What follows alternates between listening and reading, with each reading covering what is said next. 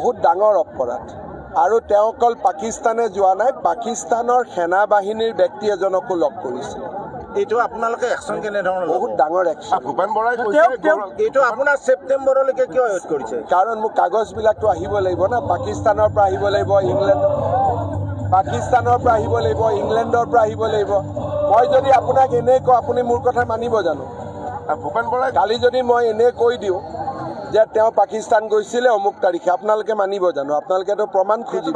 ভূপেন বৰাই কৈছে যে 10 ছেপ্টেম্বৰ আগতে প্ৰত্যাহ্বান জনাব নালাগে, এইটো মই দিমেই। আৰু সেইটো আৰু হিমন্ত বিশ্ব শৰ্মাই যি কয় কৰে আৰু এইটোৰ ওপৰত বহুত ডাঙৰ একশ্যন হ'ব। যদি আমিনুল ইছলামক আমি জেলত থ'ব পাৰোঁ, এইটো খালি পাকিস্তান ভাল বুলিহে কৈছিল। যোনে পাকিস্তান গৈ আহিলে তাৰ ওপৰত আৰু কিমান ডাঙৰ একশ্যন হ'ব? এতিয়ালৈকেতো এজন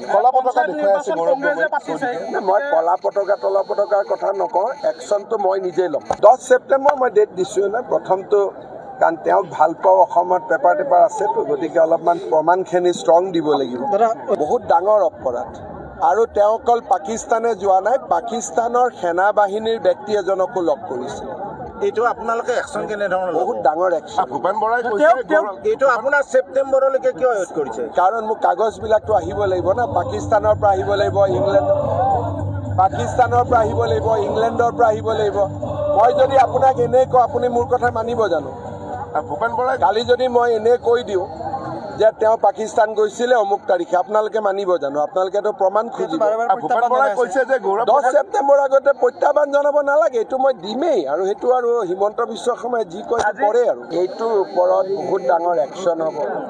যদি আমিনুল ইছলামক আমি জেলত থ'ব পাৰোঁ, এইটো খালি পাকিস্তান ভাল বুলিহে কৈছিল।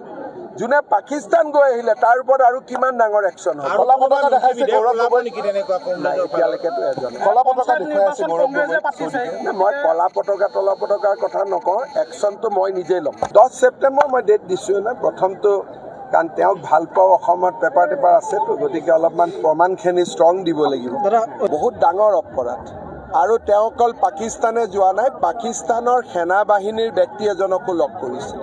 এইটো আপোনালোকে একশ্যন কেনেধৰণৰ? বহুত ডাঙৰ একশ্যন। ভূপেন বৰাই এইটো আপোনাৰ ছেপ্টেম্বৰলৈকে কিয় ৱেইট কৰিছে? কাৰণ মোক কাগজবিলাকতো আহিব লাগিব না, পাকিস্তানৰ পৰা আহিব লাগিব, পাকিস্তানৰ পৰা আহিব লাগিব, ইংলেণ্ডৰ পৰা আহিব লাগিব। মই যদি আপোনাক এনেই কওঁ আপুনি মোৰ কথা মানিব জানো?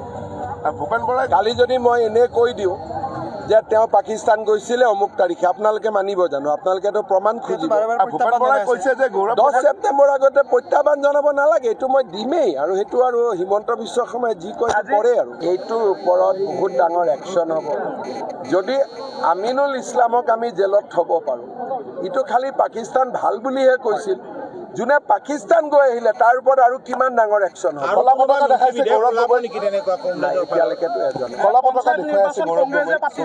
মই কলা পতাকা তলা পতাকাৰ কথা নকওঁ, একশ্যনটো মই নিজেই ল'ম। 10 ছেপ্টেম্বৰ মই ডেট দিছোঁ না, প্ৰথমটো কাৰণ তেওঁক ভাল পাওঁ, অসমত পেপাৰ টেপাৰ আছেতো, গতিকে অলপমান প্ৰমাণখিনি ষ্ট্ৰং দিব লাগিব।